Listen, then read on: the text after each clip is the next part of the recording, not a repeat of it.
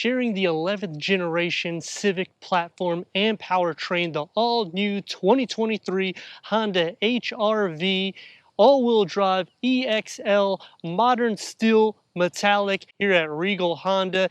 Increased power, the much needed redesign is finally here, bringing more versatility inside with the Civic design. Longer than the prior generation by almost 10 inches, making this only 2.3 inches shorter than the CR-V, with rivals like your Mazda CX-30, your Toyota Corolla Cross, your Hyundai Kona. Which subcompact SUV is going to be the most versatile, the most room inside, the most cargo, better towing, better MPGs? I'm Anthony from Hawkeye Rides, and I'm going to go over all the specs and details starting now.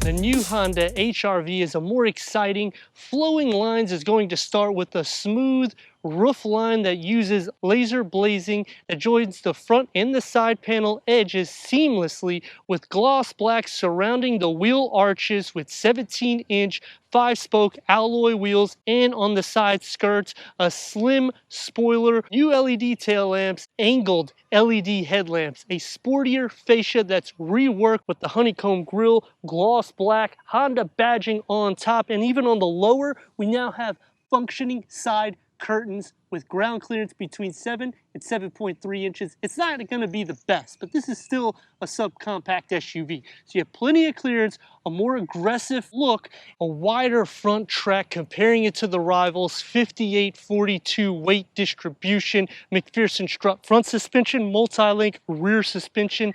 The length has been stretched by 9.4 inches at 179.8 inches, making this subcompact SUV the largest amongst all the rivals. The wheelbase was stretched about 1.7 inches to 104.5 inches. The gloss black on the window treatment, the third window is nice and large, so when you're looking at it for the Mazda CX-30, this one's going to be a lot easier to maneuver because the windows are larger when you're looking at it from the Toyota Corolla Cross. The same thing, you're going to have more visibility for this vehicle, and it's even longer. An aggressive rear exit. The gloss black is going to be on the lower trim with the silver that's going to outline it. No exhaust outlets, and I kind of wish that we had at least one or two, just because the back of this looks very sporty. We're not even offered in the US a hybrid at this point. Towing is still around 1,000 pounds, even though we've increased the performance in this vehicle. Cargo space hasn't increased too much more than the prior generation. It's at 24 cubic feet. There's storage underneath the floor. You could pick that up, and there's a spare tire. The rear bench split folds at a 60-40 split. That's going to max the cargo to 55 cubic feet, which is more than all of the competition. We have your reverse parking sensors. We have your reverse camera. Let's give it some gas so we can hear that exhaust note.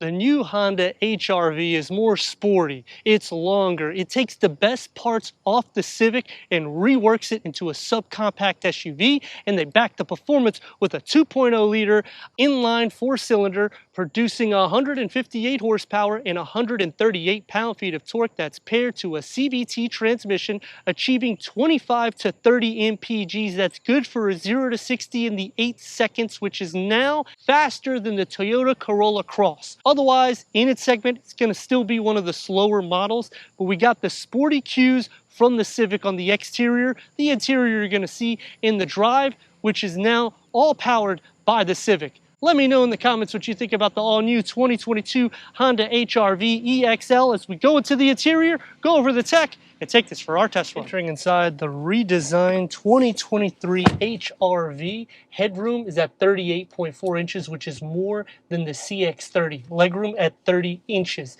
leather bucket front seats, 8-way power adjustment for the driver, 4-way manual for the passenger, and they're heated. The other disadvantage besides the manual is you no longer can configure this passenger seat all the way back so it's flat, giving us enough room to fit an 8-foot canoe inside. You have to do everything on your roof rail. So they have taken some of the sporty attributes of what I used to love about the HR-V, but they've changed it with a nice twist, starting with the redesign that's so much better on the dashboard.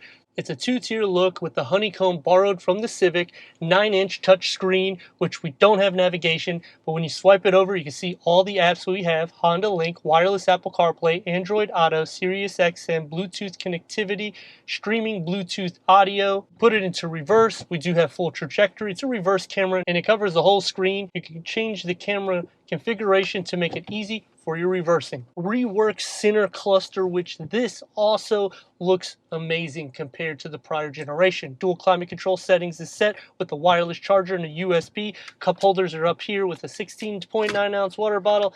I'd say a 42 ounce, no problem. Leather wrap on the shift knob, driver mode select, hill descent. You have your brake hold, and I like how you have a bit of a grab handle. It's like a, don't want to say any bad words, a his and her USB port, which is super cool, and a storage between it, so that way you can both fit your iPhone or your Android and not have to worry back and forth.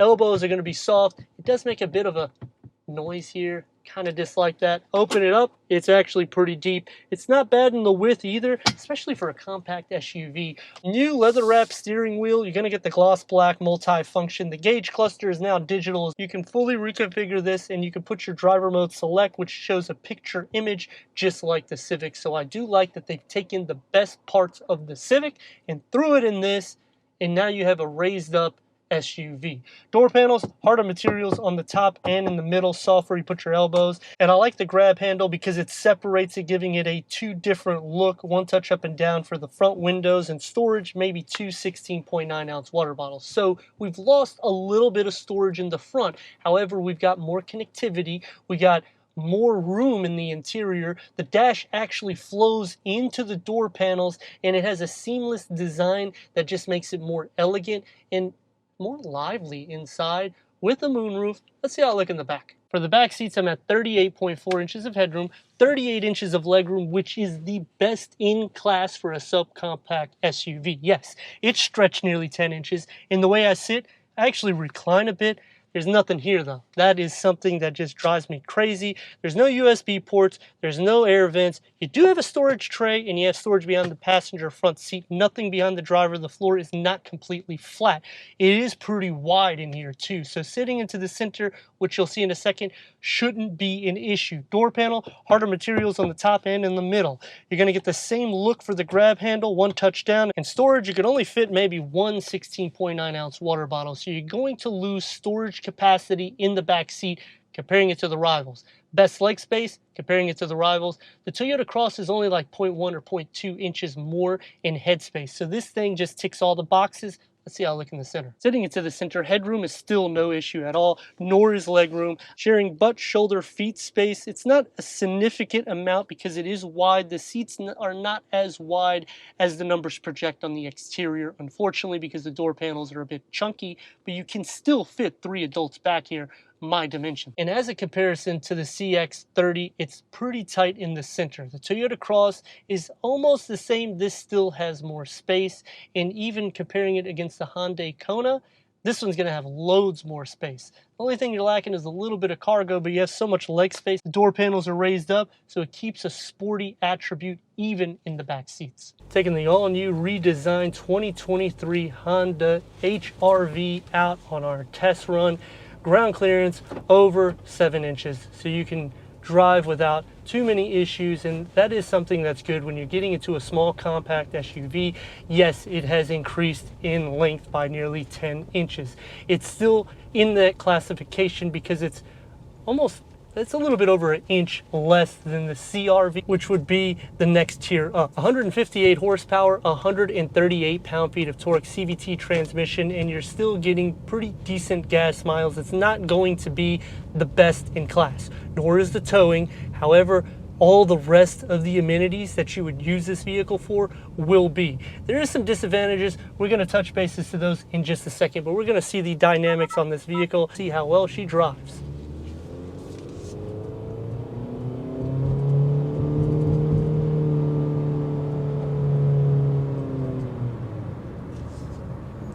Now with any CVT transmission, you're always going to note that it's going to keep that engine note like a drone sound. So there's not really much you can do to mask that. And it's a 4-cylinder at the end of the day. It's not going to be that much power. It's not turbocharged. For a vehicle that touches bases in the 30,000 realm, I mean, you get adaptive cruise control, lane keep assist, collision mitigation, blind spot monitoring. You're getting a lot of bang for your buck, especially nowadays. And to show you this Civic engine powertrain,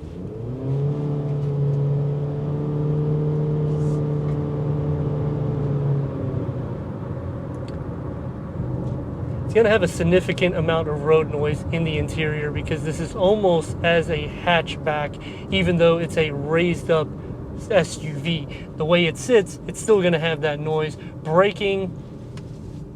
The braking has improved from the last generation. The drive still feels a little sluggish. I kind of wish they would have threw the turbocharge inside it, so that way it would have had the potency to kind of throw you back. Maybe change it to the 10-speed automatic transmission. I mean, the CVT does hold it back. And when I did the Nissan Pathfinder, that was something that I did show. You get over a second quicker 0 to 60. And when you're doing this, going up onto the interstate, these are things that are very important because typically what happens with CVTs, once you start going 60, 70 miles per hour, it starts dying down. So if you need to get into another lane, it becomes a little tough. Semi-truck comes, you're gonna have to brake. You might even run off the road. With this vehicle, you do have all the latest safety technology. Going over any impurities, it's very smooth. Just kind of wish that road noise was not so significant because in the Honda Civic, it's so much more quieter, and it almost makes me think, you know, would I choose this or the hatch? For an everyday use, it does fit in the segment. Now, there is 3 things I like and 3 things that I dislike because, you know, I'd have to buy this vehicle if everything was 100%. The 3 things that I like about the vehicle is because they extended this vehicle nearly 10 inches, we now have the best in class leg room for the back seats. The prior generation was a little tight to fit. So now I can fit, 3 of me can fit without any issues. The second thing that I like is the his and her USB ports. I think that's just super cool because it's right here at arm's length. You don't even have to really move your arms. You just keep it planted in the center cluster. You don't have to move around hardly at all. The last thing that I like about it is how the redesign for the interior, they took the best attributes of the Civic and threw it in the HRV, which it actually looks even better. Because this is an SUV, I feel some of that ruggedness. Looking at that turn radius, we're gonna do it right now, kind of at a stop point. About 2 lanes, give her some go.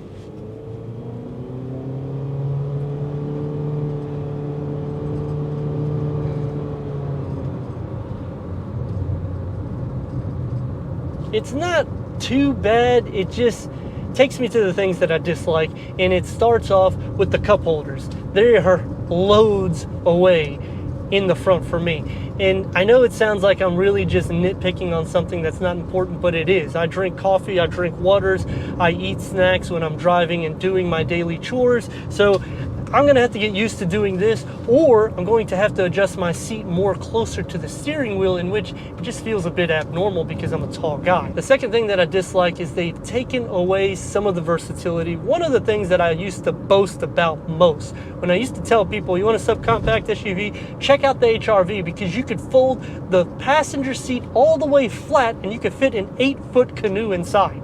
And that vehicle was nearly 10 inches shorter than this one. You can't do that anymore. And I kind of miss the versatility part on that. The last thing that I dislike, there's no hybrid powertrain. And the powertrain that's derived in this, it's not the 1.5 turbo, it's the 2.0 inline 4. And it would be nice to have a little bit more power underneath it. Because look, I mean,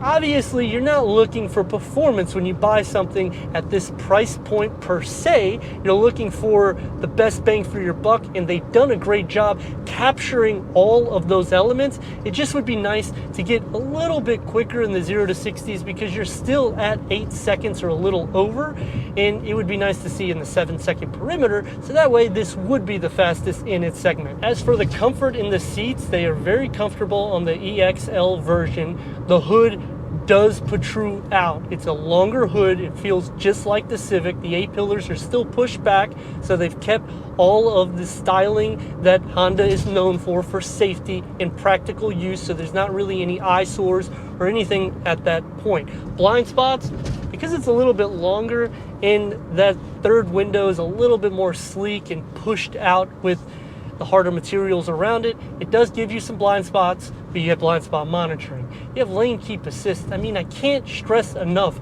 the bang for your buck you're getting. Wireless Apple CarPlay, wireless charger. I mean, you have plenty of ports in the front. In the back, yes, they've stripped out quite a bit. But again, the price point, it's really hard to complain about those things. All right, we're coming up to a red light, which is what typically happens all the time. We're going to see how fast we are. We're next to this Mustang. I'm assuming we're not going to be as fast, but hey, you never know. I'm going to actually pull up a couple inches, maybe a couple feet, so I have a head start. We're going to see as soon as it turns green. Red light, green light. Here we go, Mustang.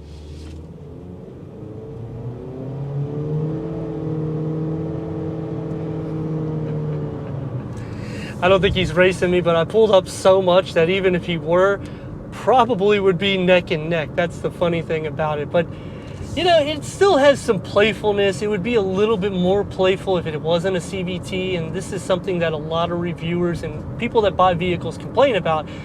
But for a long journey, it's actually going to be a lot more smooth. I would just set the adaptive cruise control and just go. You will be hitting a higher note, not like the prior generation. That one you would hit more at 3.5 RPM to get this thing to actually move. This one can actually start moving around the 2.5. So the improvements are there. The suspension is better. The dynamics, I mean, you can see for maneuverability, you can do so. And it's obviously not going to stay planted. It's going to be a bit boaty because the weight distribution is not 100% there, but again, you're getting a total package in the 30,000 price point, more or less fully loaded, so you got to take that in consideration.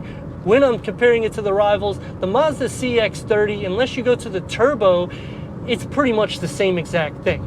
You're not going to have that wow factor. The turbo engine just sets it apart. That's why I kind of wish they would have thrown that in this, because it would have gave such a fun drive to it.